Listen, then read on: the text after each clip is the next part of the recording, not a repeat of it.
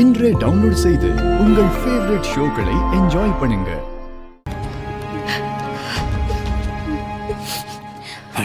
என்ன மேடம் என்ன மேடம் பண்ணி என்ன மேடம் இதெல்லாம் ஒன்றாகுது மேடம்.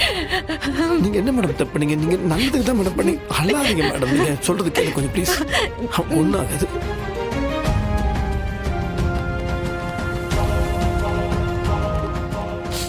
சார், அவ்வளோ பெரிய கன்ஷாட் நடந்திருக்கு. நீங்க எனக்கு ஃபோன் பண்ணி ஒரு தகவல் கூட சொல்லல. உள்ள என் பொண்டாட்டி உயிருக்கு போராடிட்டு இருக்கா.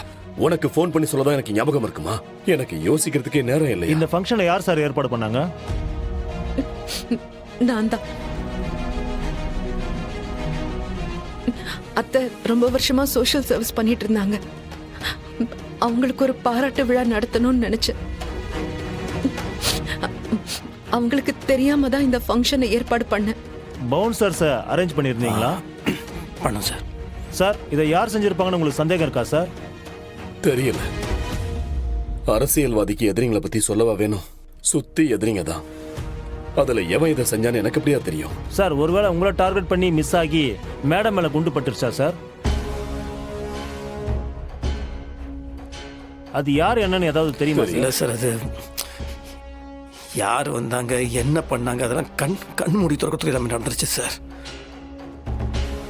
சார், அபிராமி மேடம், துளசி மேடம் இவங்க 2 பேருக்கும் பொதுவான எதிரிங்க யாராவது இருக்காங்களா சார்? சார், அந்த மாதிரிலாம் இல்லை சார். அப்பா அரசியல்வாதி, அவருக்கு 1000 எதிரிங்க இருக்கலாம். ஆனா அம்மா சோஷியல் ஒர்க்கர், அப்படி இருக்க வாய்ப்பே இல்லை சார்.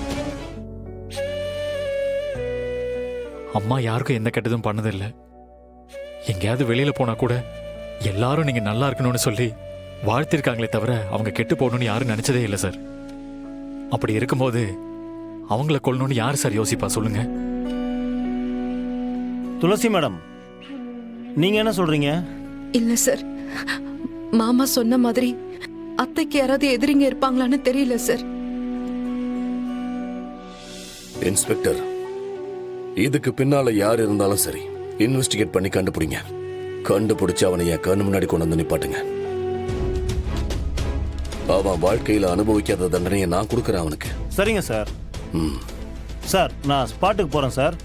அங்க ஆல்ரெடி நம்ம டீம் ஏற்கனவே விசாரணையில் இறங்கிட்டாங்க சார். நீங்க தைரியமா இருங்க.